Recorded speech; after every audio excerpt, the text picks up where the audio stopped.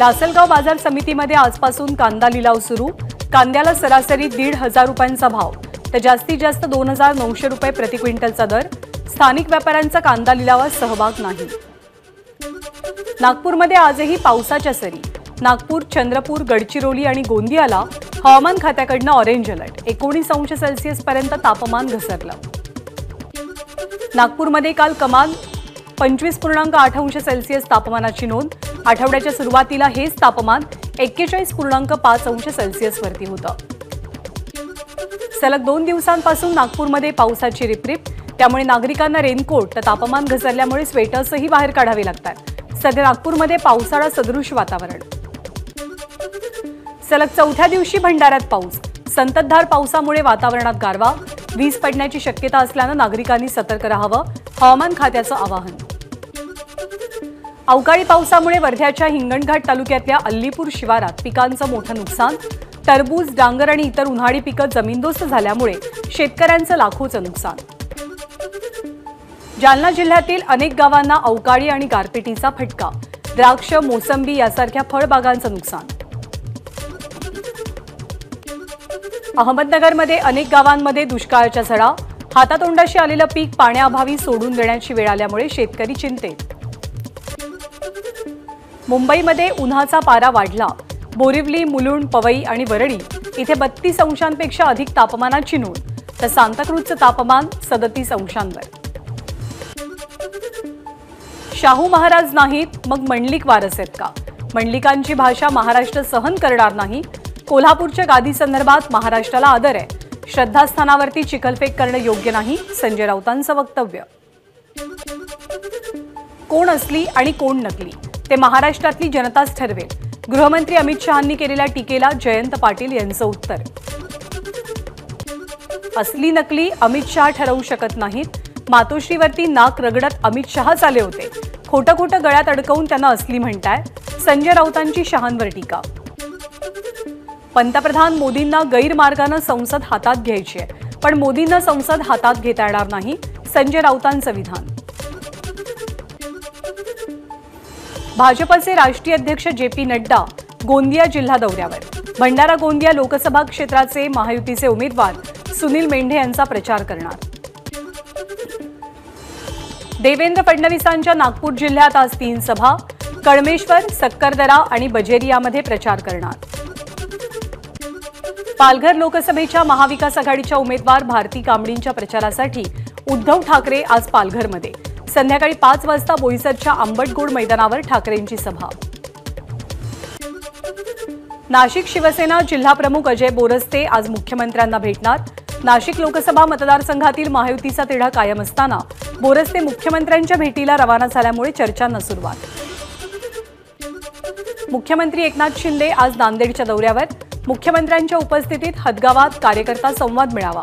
हिंगोली लोकसभेचे उमेदवार बाबूराव कदम यांच्या प्रचारासाठी दौरा। मुख्यमंत्री एकनाथ शिंदे आज यवतमाळमध्ये। लोकसभा निवडणुकीच्या पार्श्वभूमीवर संध्याकाळी 5 वाजता महायुतीचे आमदार आणि प्रमुख नेत्यांची, पदाधिकाऱ्यांची मुख्यमंत्र्यांच्या उपस्थितीत बैठक। लोकसभा निवडणुकीच्या 3ऱ्या टप्प्यातील उमेदवारी अर्ज भरण्यास आजपासून सुरुवात। 3ऱ्या टप्प्यात महाराष्ट्रातील 11 मतदारसंघांचा समावेश। रत्नागिरी, सिंधुदुर्ग लोकसभा मतदारसंघात आजपासून उमेदवारी अर्ज दाखल होणार। अर्ज भरण्याचा आजचा पहिला दिवस असून महायुतीच्या उमेदवाराची अद्याप घोषणा नाही। मुंबई काँग्रेस अध्यक्षा वर्षा गायकवाड यांचा दिल्ली दौरा रद्द। दिल्लीमध्ये मल्लिकार्जुन खरगे यांची त्या भेट घेणार होत्या। खरगे गुलबर्गला गेल्यामुळे ही भेट होऊ शकत नाहीये। कोकणात रामदास कदम आणि सदानंद कदम यांच्यातला वाद चिघळण्याची शक्यता माध्यमांसमोर सांगणार। सदानंद कदम यांनी या आशयाचं पत्र काढलंय। येत्या 8 दिवसात ते पत्रकार परिषद घेणार आहेत। रत्नागिरी, सिंधुदुर्ग लोकसभा मतदारसंघात मोठ्या मताधिक्यानं निवडून द्या। मंत्री नारायण राणेंची संवाद मेळाव्यात विनंती। महायुतीचे उमेदवार नारायण राणे असल्याचं कार्यकर्त्यांसमोर अप्रत्यक्षरित्या जाहीर। लोकसभा निवडणुकीच्या तोंडावर रत्नागिरी, सिंधुदुर्ग मतदारसंघात काँग्रेसला धक्का। काँग्रेसचे नेते आणि राजापूर तालुका कुणबी सहकारी पतसंस्थेचे अध्यक्ष प्रकाश मांडवकर हे 15 एप्रिलला मंत्री रवींद्र चव्हाण यांच्या उपस्थितीत भाजपत प्रवेश करतात। स्वाभिमानी शेतकरी संघटनेकडून सांगलीसाठी जिल्हाध्यक्ष महेश खराडे यांना उमेदवारी, अपक्ष उमेदवारीची चाचपणी करत असलेल्या काँग्रेसच्या विशाल पाटील यांना धक्का। जो आईवडिलांना 5-5 वर्ष भेटत नाही तो मतदारांना काय भेटणार? परभणीमध्ये महाविकास आघाडीचे उमेदवार संजय जाधव यांची महादेव जानकर आणि भाजपवर टीका। आपण नरेंद्र मोदींचं नेतृत्व स्वीकारलंय, मात्र रक्षा खडसे यांना माझी आवश्यकता नसेल तर समजून घ्यावं लागेल। मुक्ताईनगरचे आमदार चंद्रकांत पाटील यांचं सूचक विधान। वंचित बहुजन आघाडीची 5वी यादी जाहीर, 5व्या यादीमध्ये 10 उमेदवारांची घोषणा। धाराशिवमधनं भाऊसाहेब आंधळकर यांना उमेदवारी। रायगडमधनं वंचित बहुजन आघाडीच्या वतीनं कुमुदिनी चव्हाण यांच्या नावाची घोषणा। मराठा समाजाच्या कुमुदिनी चव्हाण वंचितकडनं रायगड लोकसभा लढवतील। उमेदवारी अर्ज भरण्याबाबत शाहू महाराजांनी फेरविचार करावा, हसन मुश्रीफ यांचा सल्ला। संजय मंडलिक यांनी केलेल्या वादग्रस्त वक्तव्यावरती मुश्रीफांची प्रतिक्रिया। उमेदवारी जाहीर झाल्यावर श्रीराम पाटील मतदारसंघात सक्रिय, महात्मा फुले जयंतीनिमित्त काढण्यात आलेल्या मिरवणुकीत घेतला सहभाग। बीडमध्ये पंकजा मुंडेंना लोकसभेच्या निवडणुकीत विजयी करण्यासाठी महायुतीच्या सर्व आमदार आणि कार्यकर्त्यांची बैठक। धुळे लोकसभा मतदारसंघाच्या महाविकास आघाडीच्या उमेदवार डॉक्टर शोभा बच्छाव यांची पक्ष कार्यालयाला भेट। पक्षश्रेष्ठींनी उमेदवारी देत दाखवलेला विश्वास सार्थ ठरवणार, शोभा बच्छाव यांची प्रतिक्रिया।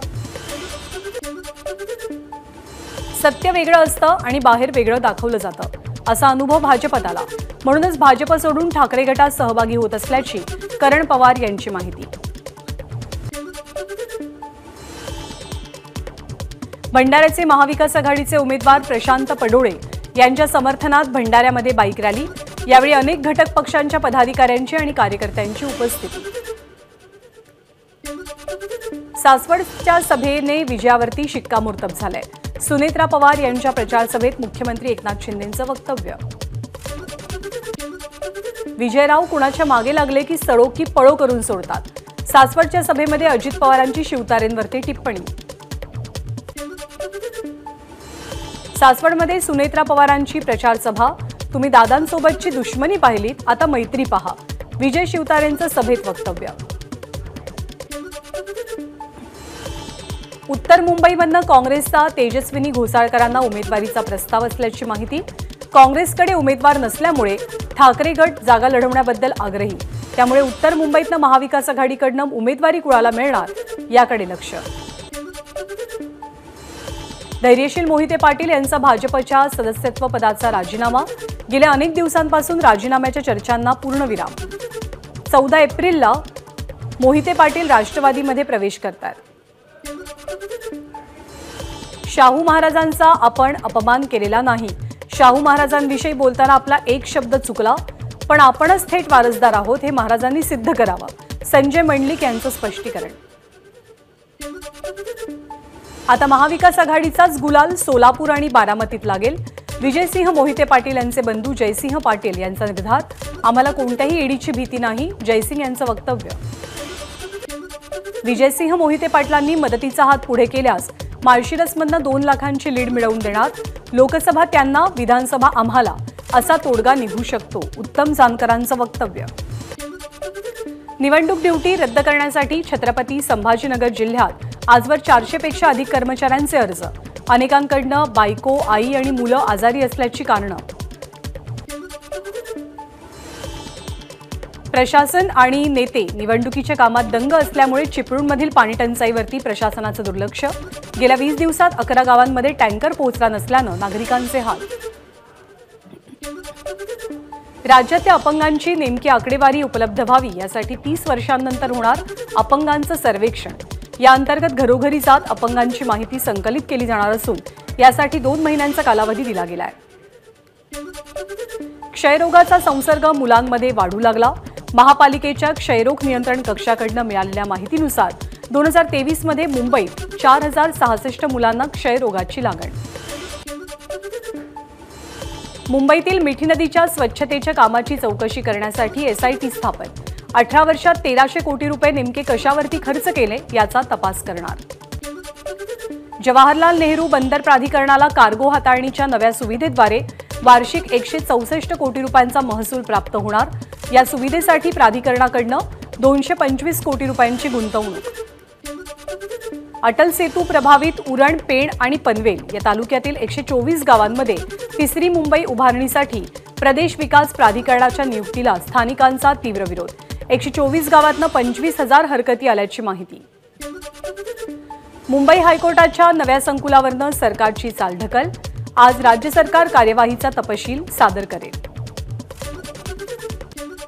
अभिनेते सयाजी शिंदे यांच्यावरती हृदय शस्त्रक्रिया। सयाजी शिंदेंची प्रकृती ठीक असल्याची डॉक्टरांची माहिती। काल छातीत दुखू लागल्यामुळे काल त्याला तात्काळ रुग्णालयात दाखल केलं गेलं। डॉक्टर सुभाष चौधरींनी दुसऱ्यांदा स्वीकारला नागपूर विद्यापीठाच्या कुलगुरू पदाचा कारभार। अनियमिततेचं कारण देत राज्यपालांनी त्यांना निलंबित केलं होतं, मात्र राज्यपालांचा हा निर्णय न्यायालयानं रद्द ठरवला। ताडोबा अभयारण्यातील एका 2 वर्षीय वाघिणीला नवेगाव नागझिरा व्याघ्र प्रकल्पात सोडलं। नवेगाव नागझिरा व्याघ्र प्रकल्पातील वाघांची संख्या वाढावी यासाठी गेल्या वर्षी केलं होतं 2 वाघांचं पुनर्वसन। जैवविविधतेने समृद्ध असलेल्या सिंधुदुर्गातील आंबोलीतील राघेश्वर मठात झालं अस्वलाचं दर्शन। भर वस्तीत अस्वल फिरत असल्यामुळे नागरिकांमध्ये भीतीचं वातावरण। नागपूरच्या कोराडी इथे महालक्ष्मी जगदंबा मंदिरात 35 कर्मचाऱ्यांना प्रसादात विषबाधा। शिंगाडा पिठापासून तयार केलेल्या पदार्थातनं विषबाधा झाल्याचं समोर। कल्याणमधल्या बेरोजगार पतीला मुंबई उच्च न्यायालयाचा दिलासा। आजारपण आणि इतर कारणास्तव उदरनिर्वाहासाठी सक्षम नसलेल्या पतीला कमावत्या पत्नीकडनं पोटगी मागण्याचा अधिकार। पत्नीनं पतीला दरमहा 10,000ची पोटगी द्यावी, न्यायालयाचे निर्देश। वंचित बहुजन आघाडीचे युवा नेते सुजात आंबेडकर तब्येत ठीक नसल्यामुळे रुग्णालयात दाखल। 14 एप्रिलनंतर पुन्हा एकदा वंचितच्या उमेदवारांच्या प्रचारामध्ये ऍक्टिव्ह होणार असल्याची सुजात यांची माहिती। नेवासा तालुक्यामध्ये मांजरीला वाचवताना एकाच कुटुंबातील 4 जणांसह शेतमजुराचा मृत्यू। पालकमंत्री राधाकृष्ण विखे पाटलांनी घेतली मृतांच्या नातेवाईकांची भेट। मृतांच्या कुटुंबियांना शासनाकडून मदत दिली जाईल, विखे पाटलांचं आश्वासन। एसटीला इलेक्ट्रिक बस पुरवणाऱ्या कंत्राटदाराकडून कराराचा भंग। अपेक्षित बस पुरवण्यात कंपनीला अपयश। कंत्राटाचा भंग करणाऱ्या कंपनीचं कंत्राट रद्द करावं, महाराष्ट्र एसटी कर्मचारी काँग्रेसचे सरचिटणीस श्रीरंग बर्गेंची मागणी। आसाममध्ये सैन्य दलाच्या केंद्रात छत्रपती शिवरायांचा अश्वारूढ पुतळा। लेफ्टनंट जनरल हरजित सिंग साही यांच्या हस्ते पुतळ्याचं अनावरण। एबीपी माझा, उघडा डोळे बघा नीट।